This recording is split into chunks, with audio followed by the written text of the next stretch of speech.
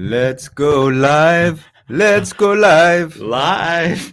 I don't know which song you're going for today. Purple Rain, Andy. Oh, Purple really? Rain, yeah. Was that a version of Purple Rain? Well, I just took the words out Nice. on my own. I really don't like the fact that you're overexposed. We're green. Am I? Oh, look at that, Mike. Wow, I've really got to do some work here. Let's get set up here.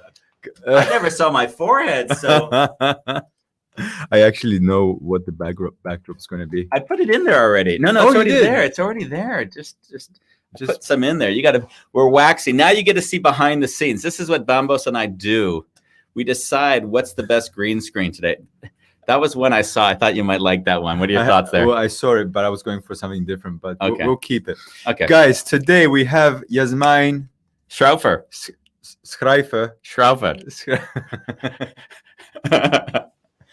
And I'm happy that you make it sound much worse than what it is. And we're gonna talk about her journey on waxing private parts on A Wonderful Chaos.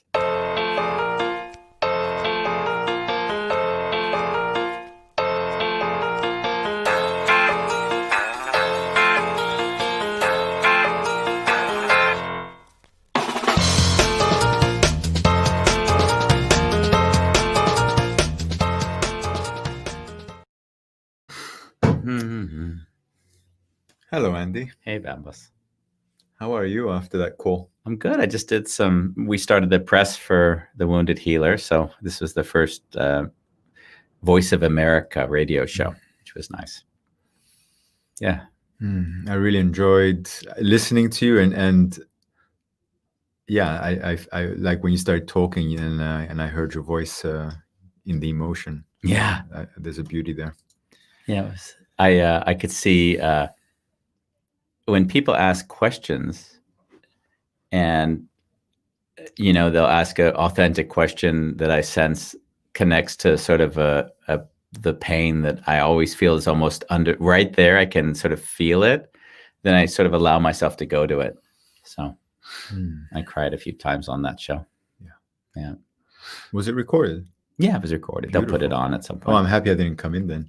Yeah, I was wondering. I should have told you, we're live or whatever. But I know you're picking up on all the clues.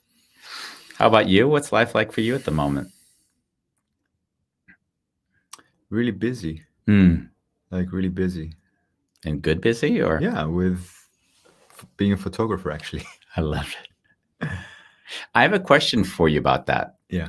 So you had some struggles in the last few weeks because business wasn't 2 months ago. 2 months. Yeah. No, I mean emotional struggles, right? Yeah. And the question is, so now the business comes back because it went away. Yeah. How do you experience it differently now than you did then, if at all? It's weird because I messaged you Saturday morning, right? Mm-hmm. And I had this insight, which was I'm scared of being successful. And because when I'm successful, people are not going to want to support me on recommending me so my whole business has grown word of mouth. And that belief was holding me stuck in the failure. So the manipulative part of me, and it's fucking great, was very much alive in that. And I was blind to that. Wow. And if I'm failing, the paradox was if I'm failing, then I won't find love, because who wants to stand next to someone that's always failing? So I just got stuck between these two paradigms or polarities. And when I sent you the message on Saturday morning, I really was sitting with that, like, wow, that's pretty big. So I've been playing with that, and I'm waiting for the next layer to uncover if. Yeah. There'll always be another layer. Yeah. Wow. And it's funny, after the weekend, I've just been getting 3 to 5 job offers a day. Not that I get them, but it's flowing in, and I feel very grateful. That's great. Yeah. So it feels like I'm in a more healthy place with myself in how I connect. Like I don't have to be a failure, and I can also just So when people ask me, how's it going? I don't hesitate anymore. It's going really well. There's no, but it's temporary. Yeah. Like I'm gonna preface this because it could go bad, and I don't want to be celebrating knowing that it might go. Yeah. I know that life very well. Uh-huh. Yeah, I think it happened before this book for me. Until this book, the last letter, I was hoping that the last letter failed. Because in a weird way, I would have done what I said I was going to do, but I wouldn't have had to have any responsibility to an outcome. And I know it sounds weird. People, they can't believe that. But on some weird level, like avoiding stepping into the spotlight is if it's not comfortable, then you'll sabotage yourself. So this is the first time that I've really been feeling that I've been really celebrating my life. And I wouldn't even say just celebrating. I don't even want to call it my life, just celebrating and letting it be whatever it is. Yeah, you've been inspiring me in that way. Yeah. So thank you. It's been great. And today we have Jasmijn on. We have some gooey pictures. So Jasmijn, she's been on our show before. She's been on our show before. What was the name of the title of that movie? The Death of Darkness. Death of Darkness. She did The Death of Darkness, which was a wonderful film about electricity and how there's still places in the world that don't have electricity and light in the evenings. And she said, let's document how that looks when people haven't been exposed to light and see what it changes. Yeah. And then when we were talking, as we do, she starts sharing, she's starting to toy with another concept for the next movie. And the next movie is Let Me Wax the Genitalia, starting, of course, with females, and then just have discussions with them while doing that. That was it was quite special. Sometimes she'd come home from work and we would meet, and I'm like, not sure if I want to hug you. Those are the times you're like, it's Corona time. It's only this was pre-COVID. I know, exactly. I'm saying even so, it's like we're gonna elbow each other. And she told me some stories that had me cringing and wanting to run out of the room. So I thought, how fascinating is it for a few levels? First of all, the fact that she's so dedicated to her craft that she knows she's got to be doing it in order to discover whatever there is to discover. I mean, that's incredible.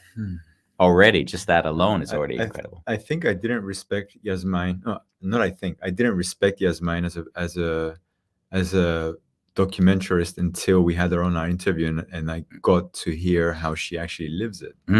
Like really. Yeah. Like hands down, her dedication, her commitment, like you can't get trained in that way. It's like an innate thing. Yeah. It's a drive, and like, yeah, I love her for that. Yeah. So that's what we're going to discuss with her. And I would love to get in some of the stories. We already had some people asking questions like, what do you talk about while you're waxing someone's genitalia?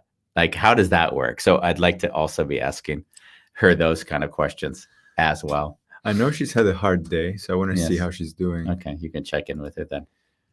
Hello. Hello. Hey. How are you today, Jasmijn? I'm relaxed. These are my waxing hands. They're peaceful. They're nice. They're calming. Are you well? I've been also busy, just as Bumbles described. Like we're back. The creative industry is picking up again, and people are wanting to be documented and open for meeting up. They're not in panic mode anymore. So she has a great concept. She has a great concept where she gives business owners a 1-minute video. Okay. And she does, like, I've seen a bit of her work, so I'm gonna have mine done in 2 weeks. Nice. I'm so excited. That's fun. Yeah, I'm asking for young entrepreneurs that have a beautiful business concept to get their pitch ready, and I'll have some questions for them as well to create this script. And I'll come over with my video camera. It's going to be like a super simple setup. Mm-hmm. And in this 1 minute, they can share their vision, their products, their origin story of how it all started, and this will be to support entrepreneurs to get back to business also. Nice. I'd like to segue to genitalia now. Yeah. I don't. I know. I see. You noticed when I said that, I looked at Bambos. I'm like, I want to see what his reaction is right now. Well, like, I know that we messaged earlier, and the exchange of message, you had so much on your plate that I felt even the show should be canceled. And I know if we're sitting here together and something is being not talked about or suppressed, then anything that's going to come out of you is going to be not the richness of the pie. So just another one more time, how are you right now? Is it really like you found your peace in this moment? Yeah. Okay, good. Okay, take it away, Andy. Is there anything you'd like to celebrate before we begin? Is there any reclamation you'd like to say, and it's fucking great, just to sort of release any tension that may be in your system?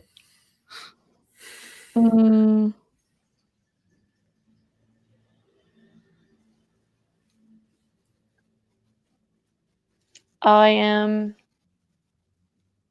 sitting on top of a movie, not willing to release it because I'm scared of failure, and it's fucking great. Nice. Thank you. That's the death of darkness talking. Yeah. Yeah. Beautiful.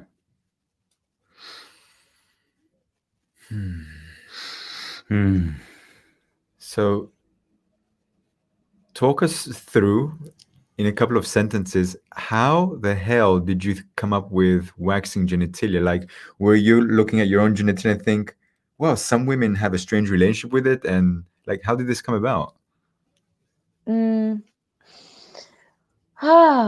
That was so many years ago that I went for my first waxing ever, and there's just this experience, it sticked with me. It was such an intense experience that I wanted to actually do something with the subject, but I didn't really want to get waxed myself.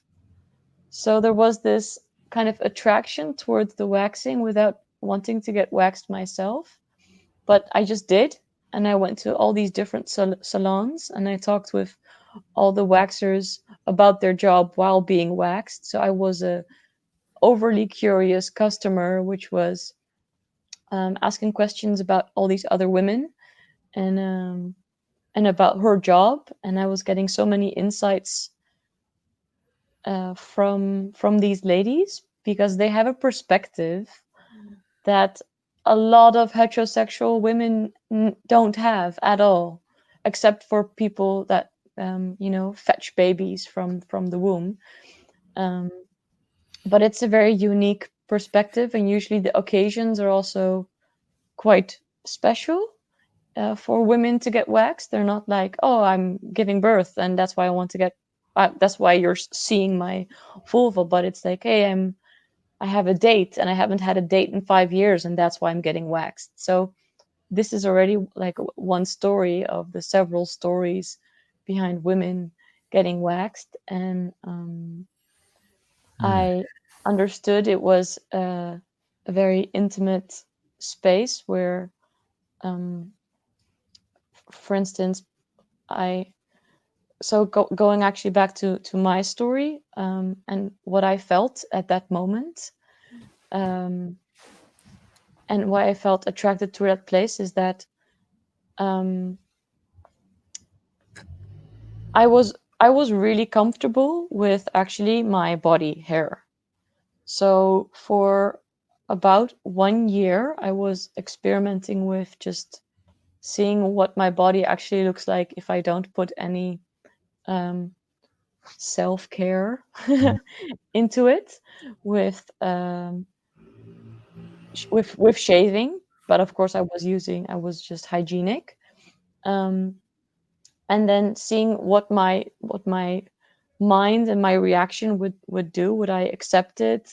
How would the process be of feeling alienated in a body which is hairy as a woman? You know, all these steps. And there were phases that I was confident with having body hair, and there were also phases, for instance, going on a date, and then you're like, shit, I felt comfortable these past 2 months with body hair, but now with this date, it is not. I'm not fitting in the norm necessarily, so I could get rejection from it, or so I already felt like this would be something I would remove to be accepted more.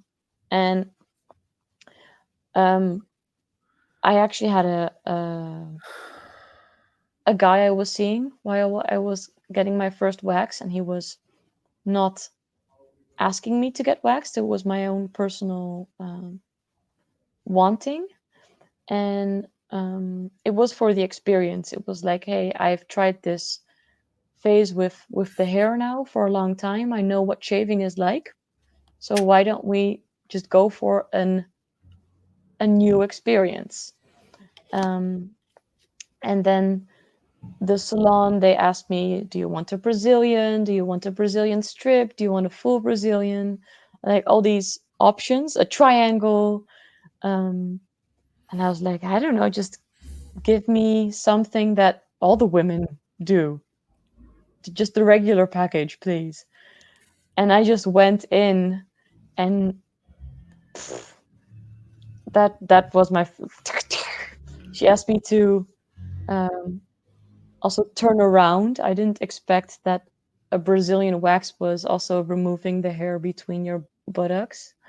So I had to hold both of my butt cheeks separate, and then she put like hot wax between my butt. And I never felt that sensation of having like hot, gooey stuff being smeared on, and then that felt kind of comfortable and nice. But then seconds later, it just gets ripped off, and the shock that goes through your body, and then also the relief of it being removed or it being over with, and then this little process of the repetition in it, but also being naked in front of a woman that has seen so many vulvas. It's an opportunity. It was an opportunity for me to ask this woman about my vulva. Like, hey, woman, so what are you seeing down there? And what is it like? What is it like compared to whatever else you're seeing on a daily basis? I wanted to be compared in a way. And did the people when you asked, did they share, or how comfortable were they in you asking?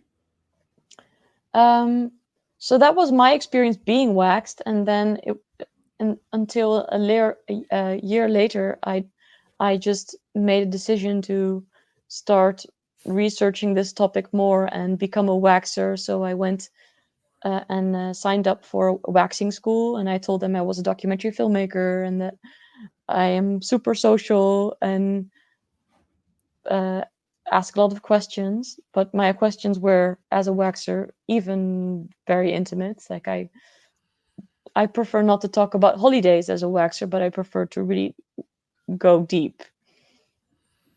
I don't understand that. We're going to get back to that.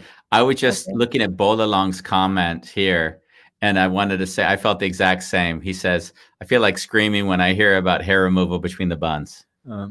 Have you ever been waxed? I waxed myself once. Like with hot wax? It was like, I don't know. I went to some store, and they gave you these like little, it was like two almost like moon-shaped things that you could peel off. And then you stuck it, and then you pulled it.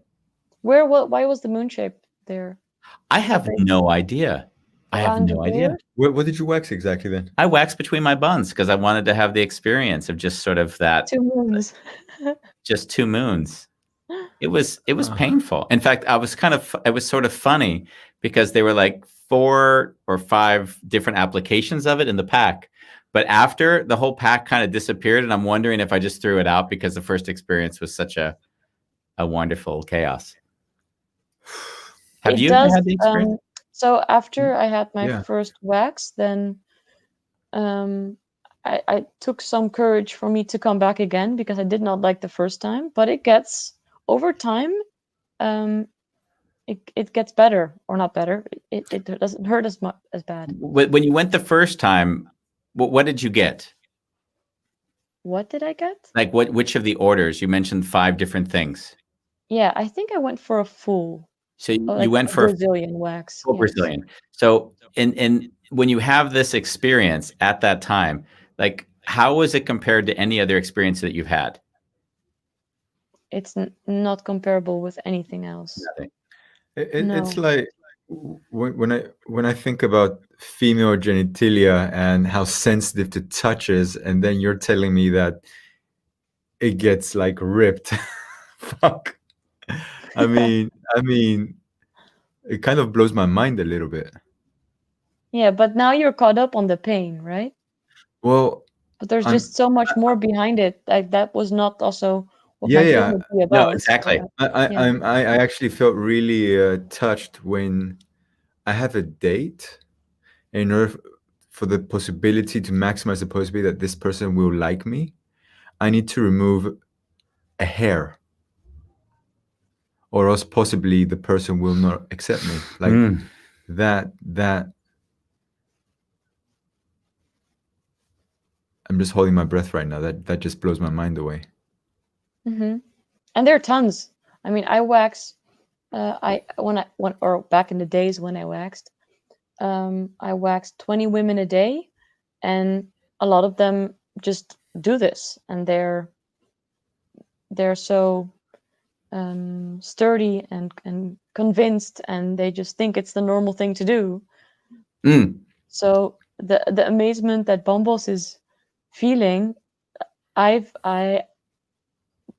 cannot get that across, and because it was my daily life, it was also becoming normalized.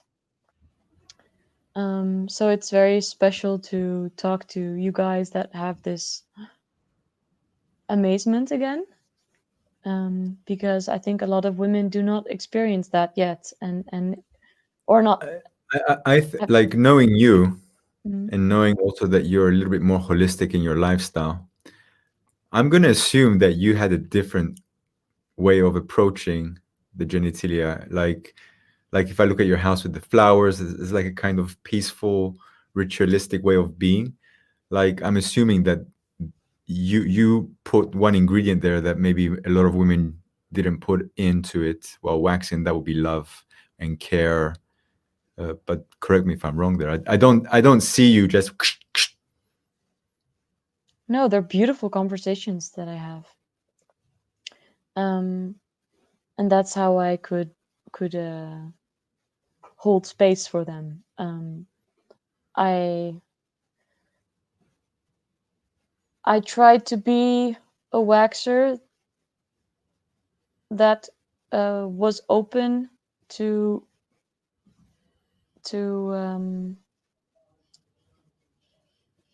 answer any question given. Like I did not want to make any topic a taboo, and if women had insecurities, I would like to go through those insecurities with them. And I also played with giving compliments to women, their genitalia, and joking about it.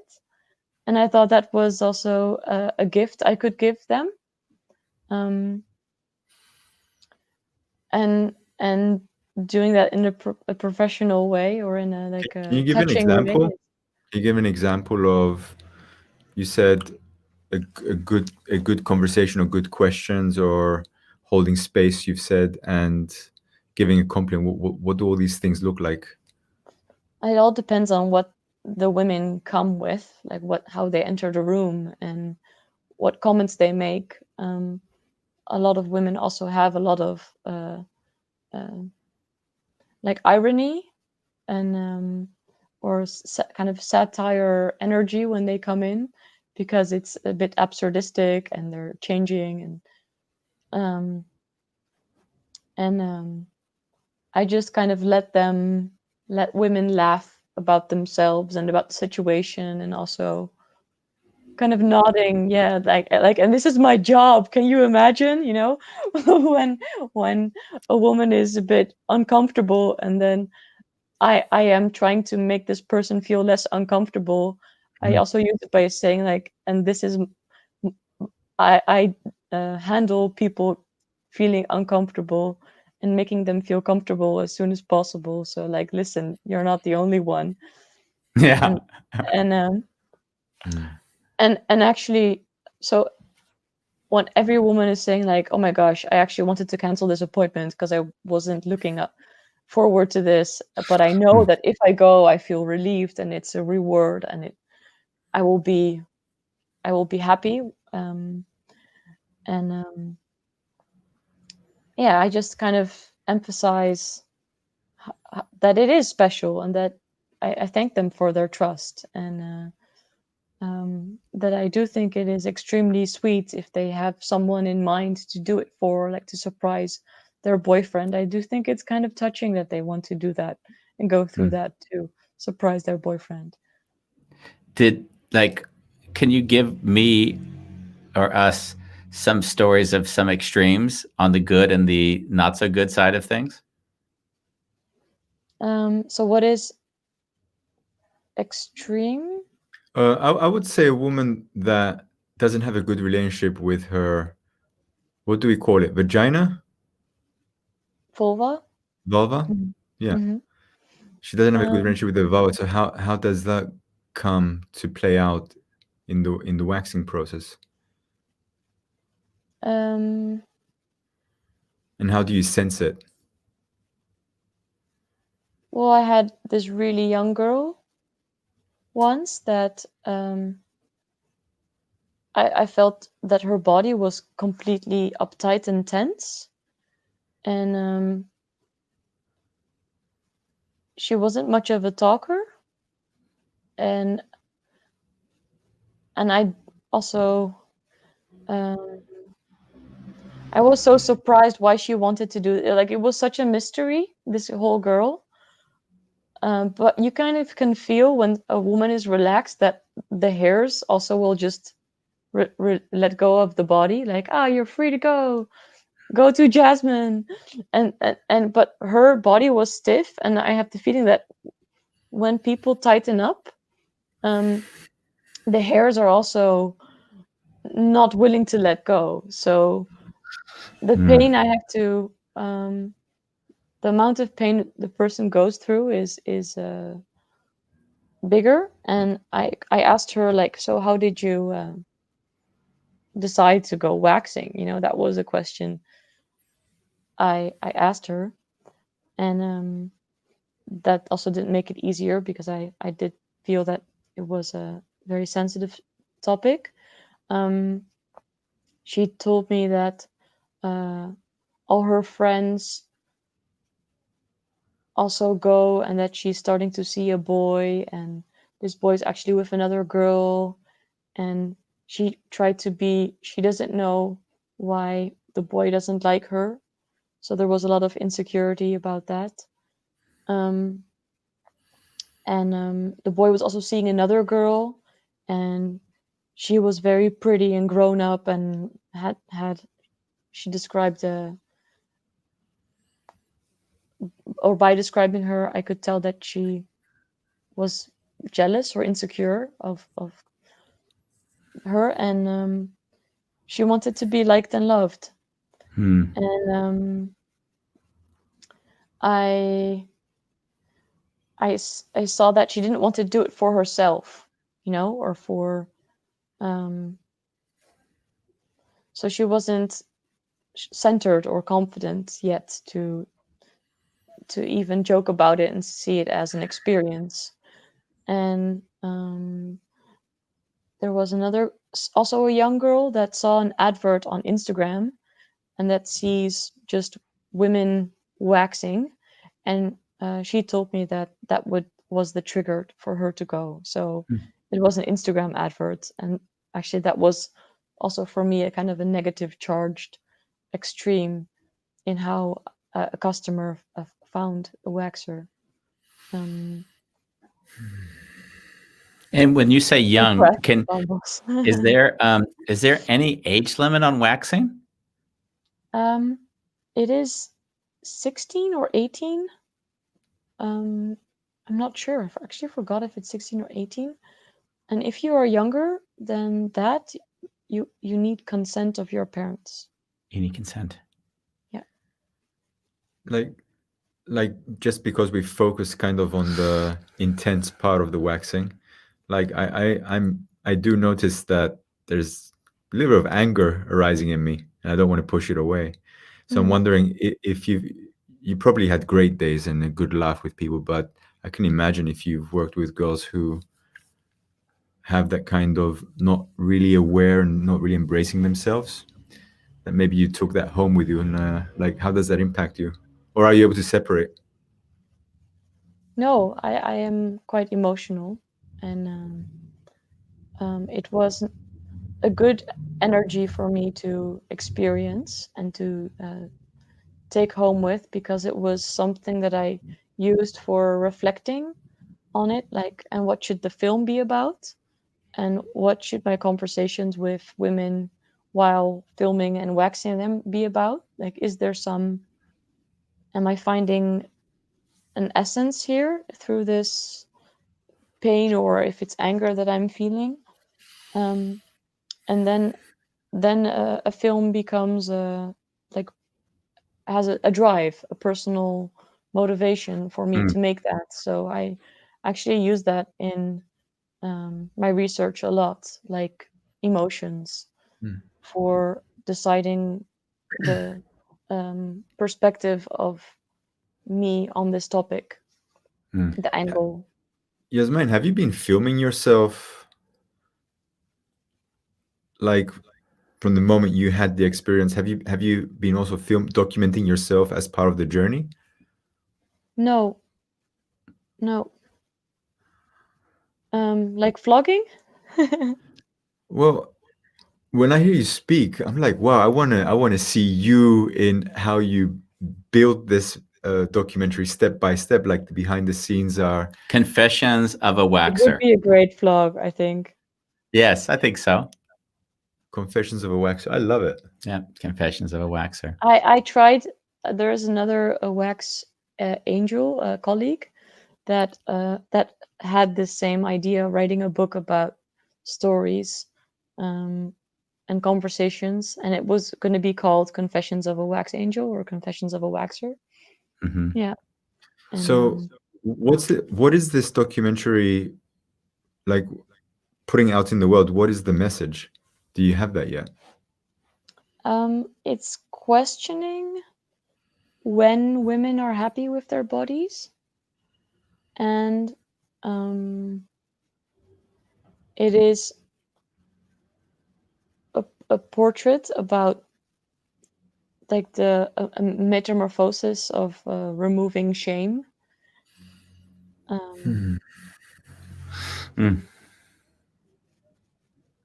Would you And say? Sorry. Good. Please continue.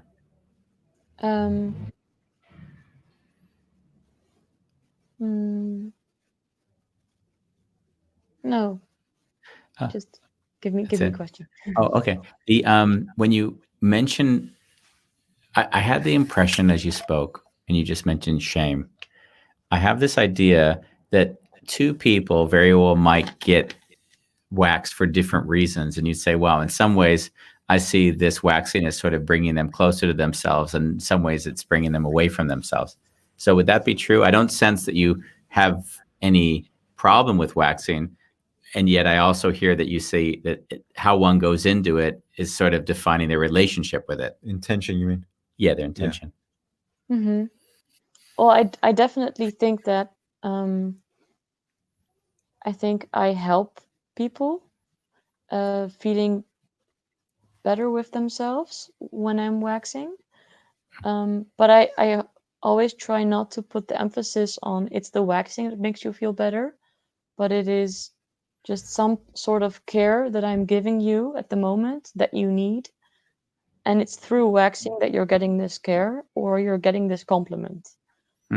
So the compliment that I give has nothing to do with I would not say, oh, your hair removes so great, it's nice to wax you, because Yeah. like that's not the kind of compliment I would give them. What kind of compliment do you give them? I'm trying to think of myself. I'm waxing another man's penis. You've got a wonderful head. I've never seen such fabulous balls. I love how the veins pop out on the side. Kind of. Well, I would talk about the shape and how I would describe the shape, and sometimes use a metaphor for the shape, and describe like the lines or like the angle that I'm looking from, and how it kind of falls, that it's even the color. I would describe like how beautiful the color is of the hair. Sometimes even the hair, even when it's getting removed. Like, oh, but you have such a nice hair growth, actually. So many women that remove their hair would be jealous of your hair growth, but even you are removing your hair with this wonderful hair growth. So that little compliment could maybe give a woman a bit of the confidence, like, hey, I actually have nice hair growth. Maybe I can play with my hair instead of removing it all. I did some styling. I said, like, hey, actually, a triangle you could consider a triangle as well, because if you remove the hair all of the time, it starts growing back really ugly. You kind of disturb the hair roots of shooting new hairs. So if you wax very often, you get like these hair spots. So women that have waxed very often have a very unstructured hair growth, or so you'll know that just by looking. Yeah, I could tell a lot. I could tell if how long someone waxed, how long ago it probably was. Does the skin get rough, Jasmijn? I was wondering if the skin gets rough, and I've been looking at the quality of like the vulva skin and the outer lips, and I cannot say that it gets rougher, or yeah, because I've also had women that have still super soft skin and that have been waxing for 20 years. So I got another question, moving to your questions of people when they're sitting. So as you're interacting with these people, it can't always go well. So when did you run into issues where you were talking to them and it didn't go well? Like, stop talking to me, stop asking questions. Or more even, maybe. Yeah, I've had so I've had just one woman that was panicking, and she was, I'm not sure if she was panicking, and she was pregnant. I think she was pregnant, and it hurt her so much, the hair removal, that we quit the waxing. And she actually wanted to leave with the piece of wax still attached on her skin. But I was like, hey, there's no way at home that you can remove this any better than I can. So let's just go and move through this process together. Let's breathe. Let's relax. Here's a stress ball to hold on to, and you can. Here's a little stick to bite, and let's do this together. Like it's you and me, and I put the wax on you, and it's me who's going to remove it, and then we'll just stop. But she was in panic and crying, and it's not nice to calm someone down going through pain and making doing something that someone actually doesn't want to do anymore. I mean, Jasmijn, did you get this training, or would you say that you have colleagues who are not as caring, like fast food? Let's just get this over with. Like it really feels that you put your whole being into it. I think a lot of colleagues also just want to have fun with their work, so they see it as a job, and not like as social work. I think I see it maybe more as social work as well, or a therapy. Yeah, but it sounds like it. How does one? What does this cost? What's it cost to someone to do whatever, a full Brazilian? 45 euros. Is it different to do a triangle because there's more expertise involved? No. No, it's just the same. And so when you went into this and you were doing it, for how long did you do this? I did it for more than a half a year. More than a half year. Year. And could you see yourself living from that? Would that be a job that you say, oh yeah, I can understand how someone would do this, like a hair salon? It's extremely tiresome physically. Because you use one hand, and the good thing is like you learn in the training how to move the body parts.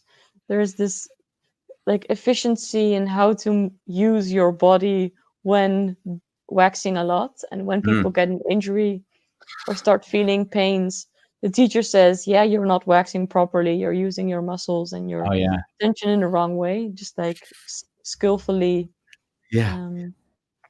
wax on, wax off. Wax on, wax off. I love that. Like Karate Kid. I'm looking at Bulelang's last Bolelang has 2 comments for us now. One. Right. Yeah, where are the questions? I'm holding back some tears, but Jasmijn is just casual about it. She's strong. Yeah. I'm not also casual about it. I'm also the reason why I want to make a movie about it is because I do not want to normalize it. If a girl comes in and gets her first wax ever, and I'm the first waxer in her life, I'm like, wow, I'm the first waxer of your life. I'm gonna do things to you that you might not like, and you might hate me for it, and you might even not like yourself at this moment, and you're getting a wax. Or I might be the first woman seeing her vulva. Like maybe it's a heterosexual woman that never had sex with another woman, or never had shown her mother her vulva, or her friends, or never went to a gym in this way, and I'm the first woman ever to be exposed to, that she exposes herself to in this way. Because of course I'm a person that in the Western society you get in touch with, I think, quicker than a gynecologist. Gynecologist, yeah. Yes. Yeah. I didn't even think about that, actually. It's true. You would be the first person to some degree, because they'd have no other reason to expose their genitalia to somebody else if they weren't a doctor. Mm-hmm. So you actually are at this very intimate moment, especially if they're young and getting into this. Yeah. And it's about also appearances. So about beauty. And it's not about, hey, I'm sick, I'm kind of having weird fungi down there, fix it. Yeah. So I think the beauty is also a different, you deal with a different people or different question, different demand than going to the doctor. Jasmijn, when did women start doing this? Waxing? Yeah. So waxing actually happens in history. Like even the Egyptians waxed and removed hair, but not necessarily on genitalia. It's actually like, especially it has been booming since digital era pornography, digital era. Yeah, it is kind of related to that. Those happening because it creates an expectation, and then the expectation is then accepted as something that one has to aspire or conform to. If I hear it that way, maybe not an expectation. You also could call it an inspiration or a eroticization, a fetishization. Yeah. Like in society, a woman's body used to be nice and curvy. If you think about Marilyn Monroe, and then we had Claudia Schiffer, and all those models back in the 80s. I don't know. Then we had the waif models that looked like they weren't eating.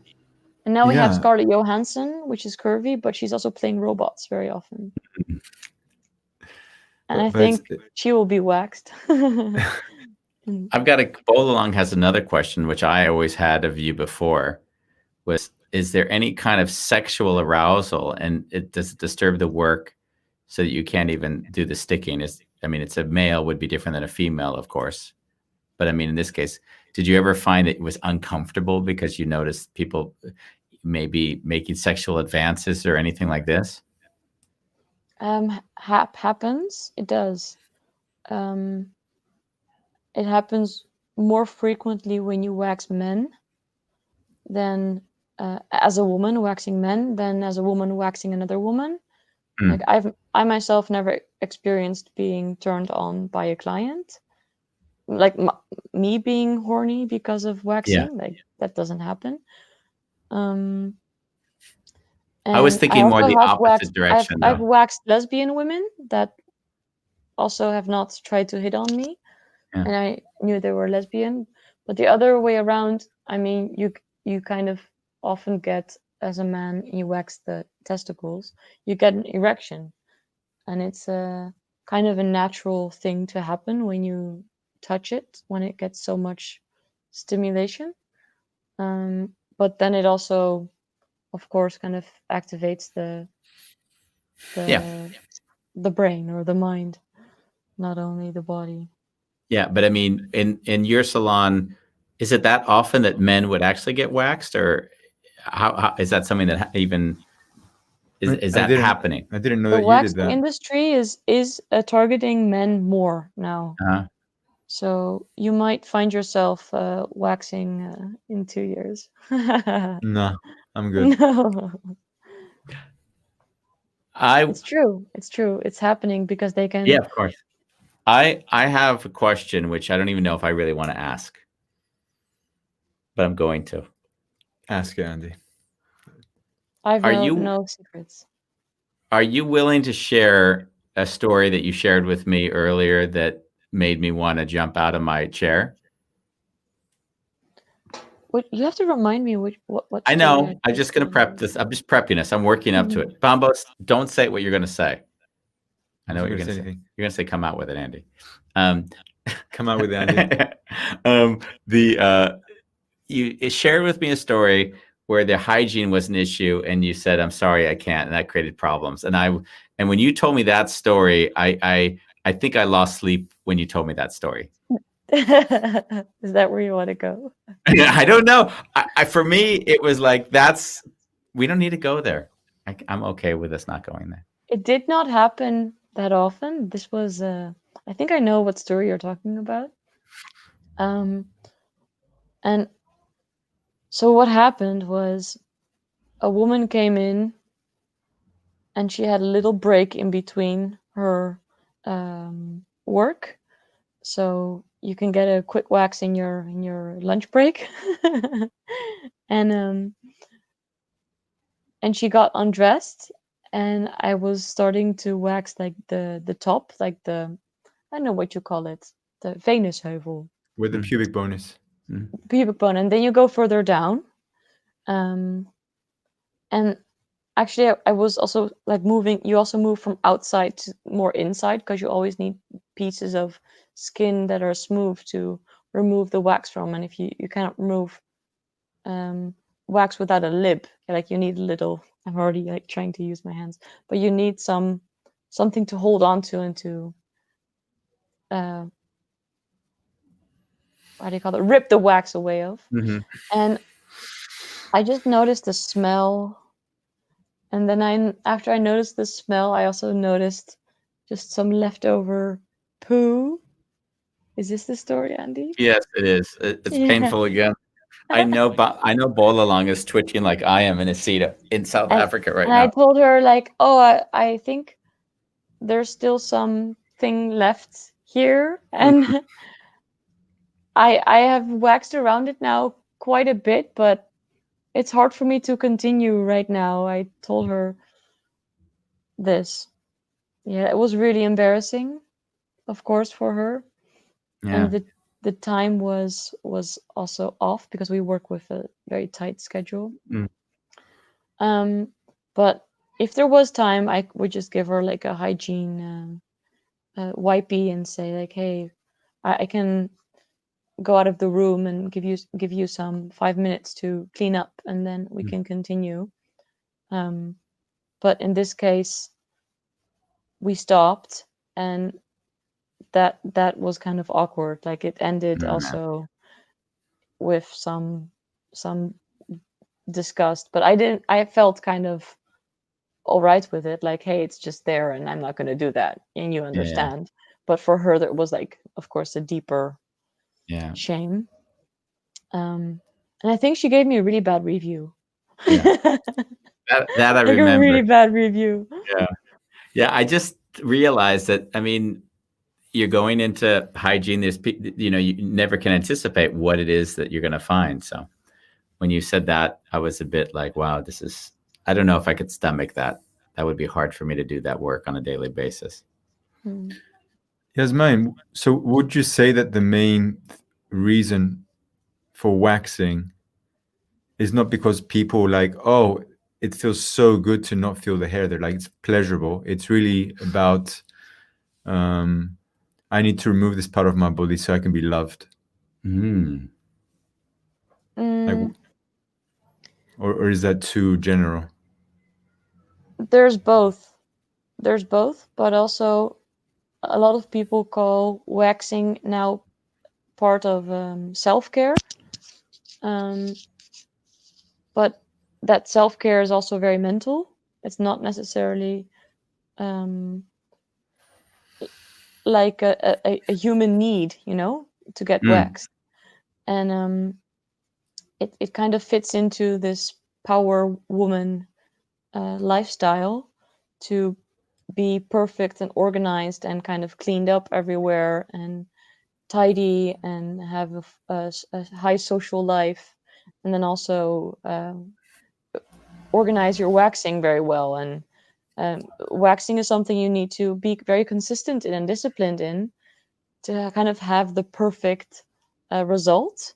So also as like waxers, we strive to have clients with perfect results, and then it becomes like a game or competition, and I think that's a bit weird. But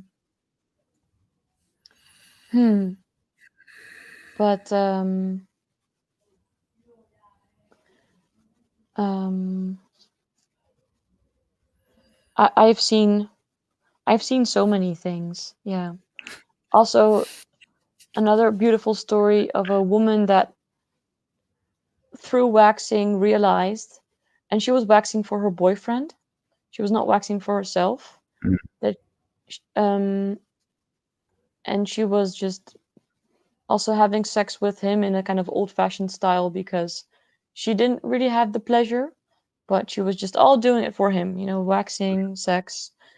And she discovered through waxing that she had a lot of shame on her own body, and she didn't love her body.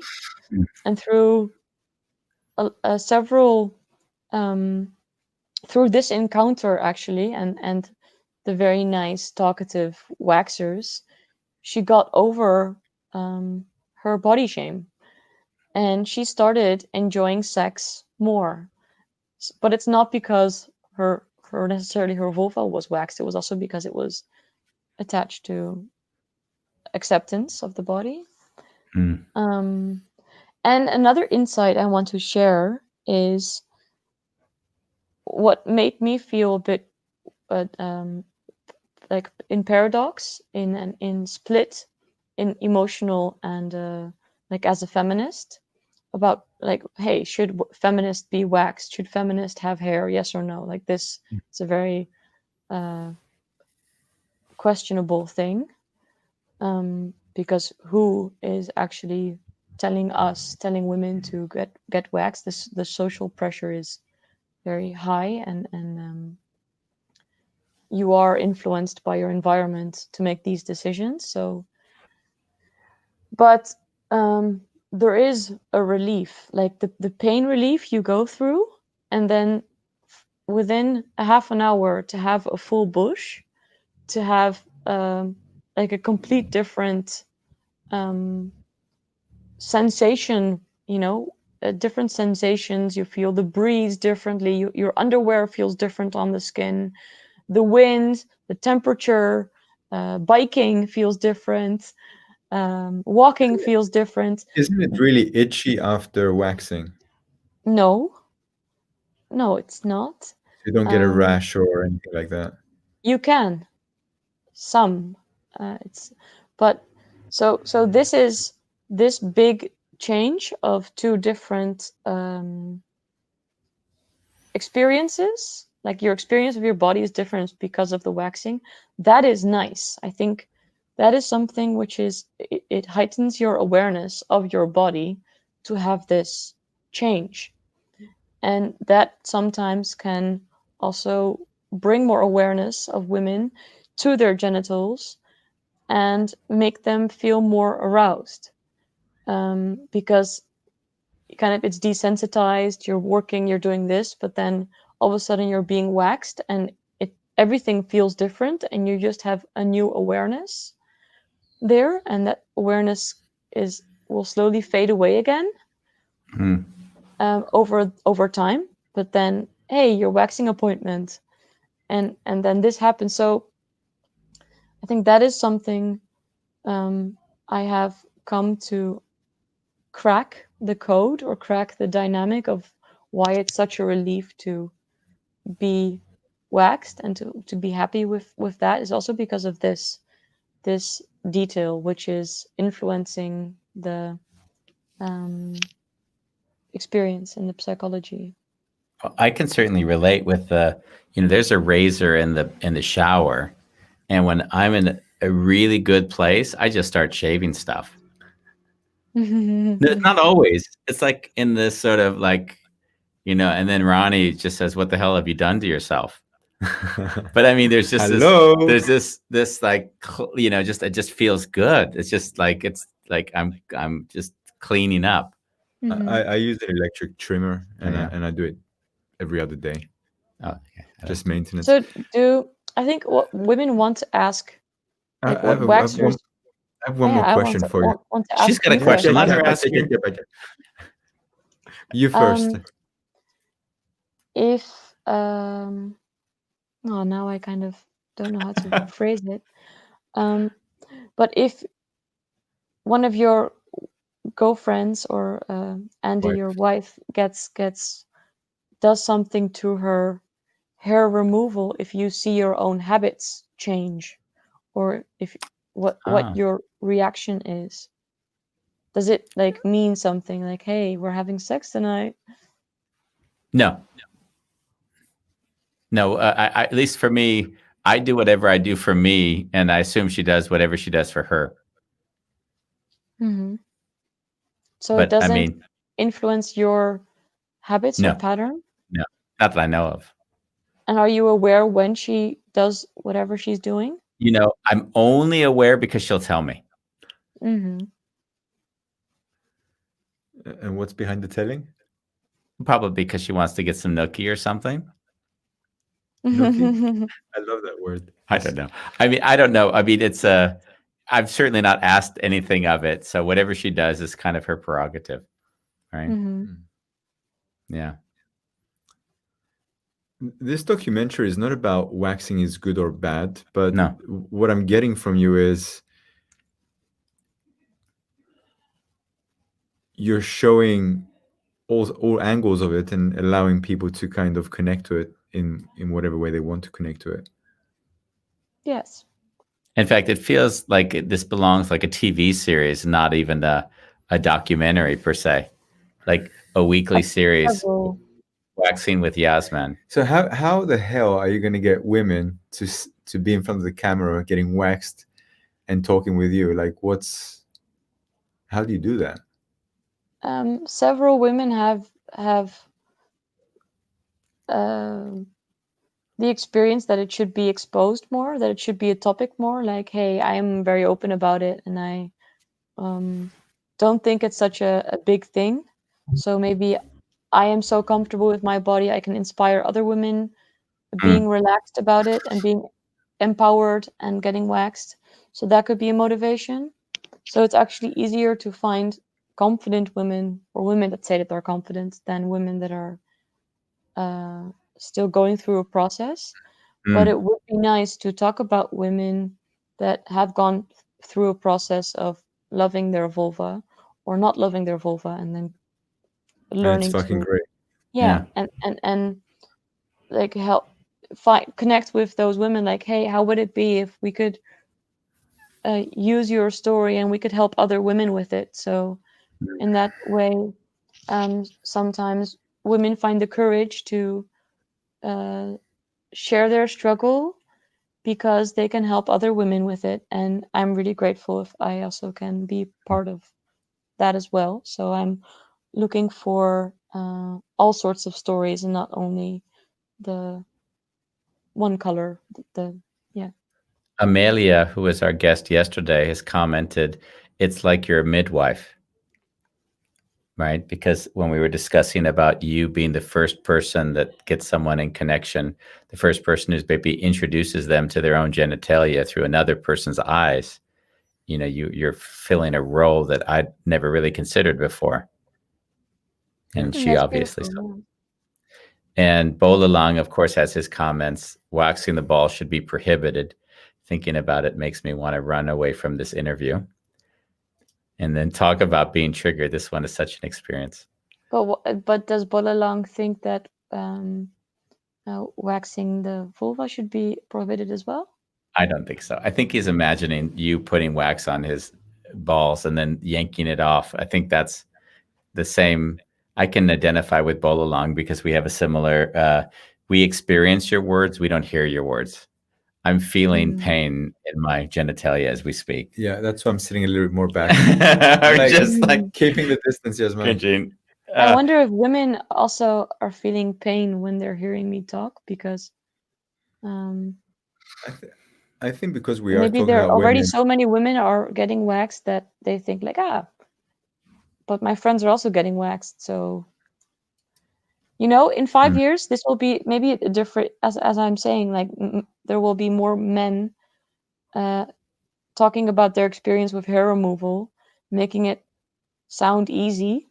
So the story of getting an easy wax will be pushed more, and your first reaction of my stories would totally change for Amelia also writes, for me, waxing in sport was a necessity. Now with my years of it is a self-care habit. What do you think about teenage girls who want to do it for self-care?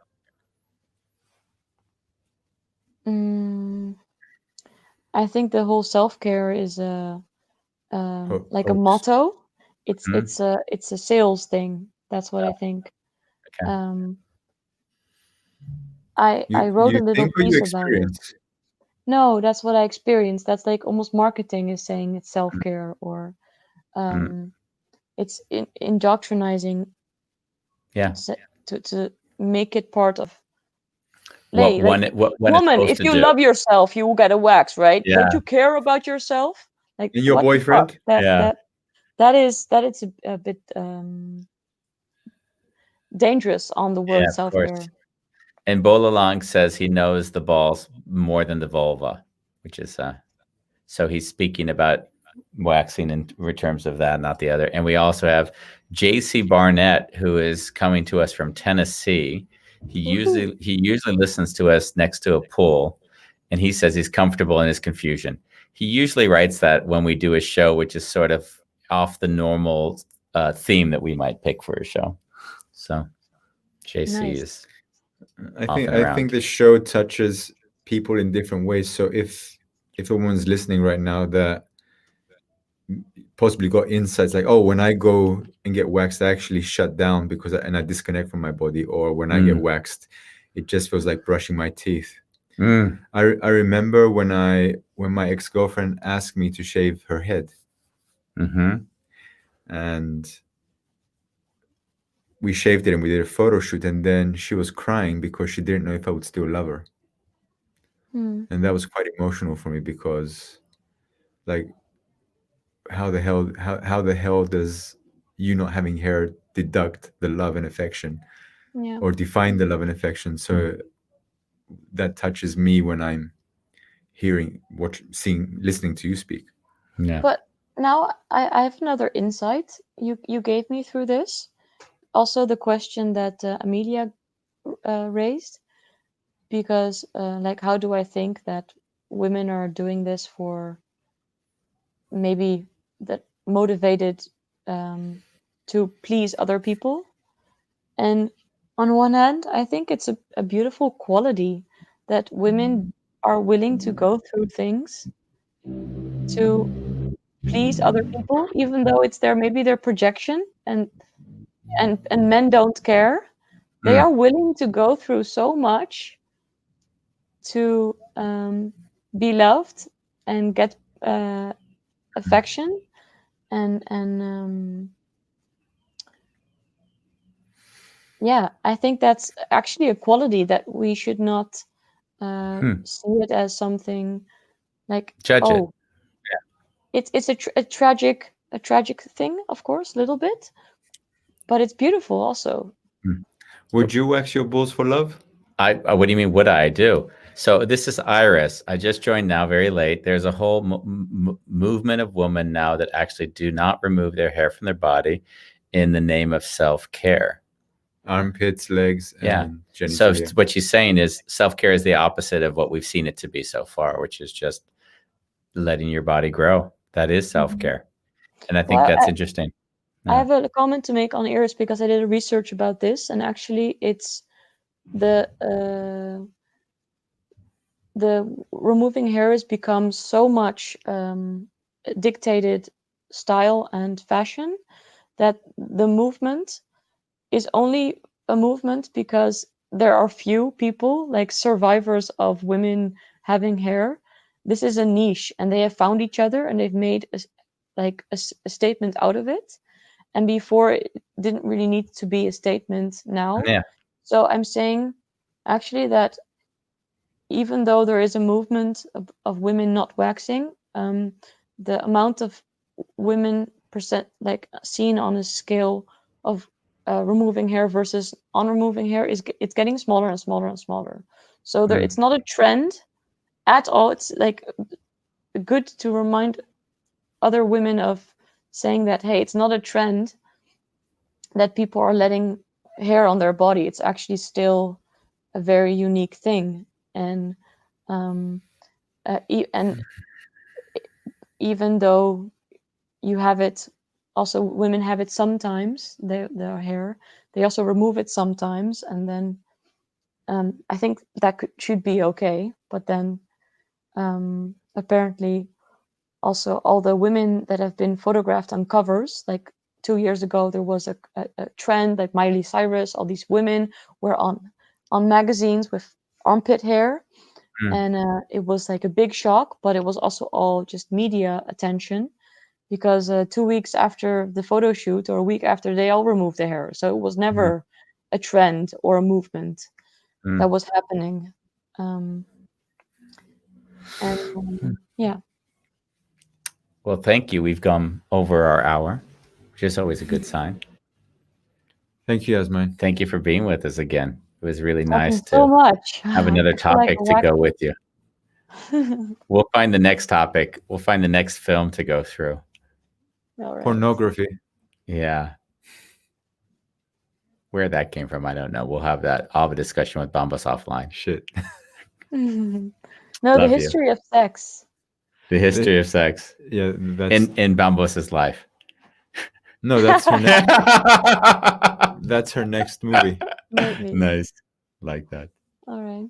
We'll talk. Bye bye. Good Oh, day. nice. I like See you that. later, Angel. Bye. Yeah. I feel like I need to go get a razor and go to the shower and just shave myself now. And I don't feel that at all. I've got my legs crossed. Oh, that was quite something. It's quite a ride, wasn't it, Bambos? Quite a ride, Andy Shayla. Oh, so tomorrow we've got a fun show. Who is it? We've got on Jessica de Vries. Jessica's mom was in the concentration camps during the Second World War.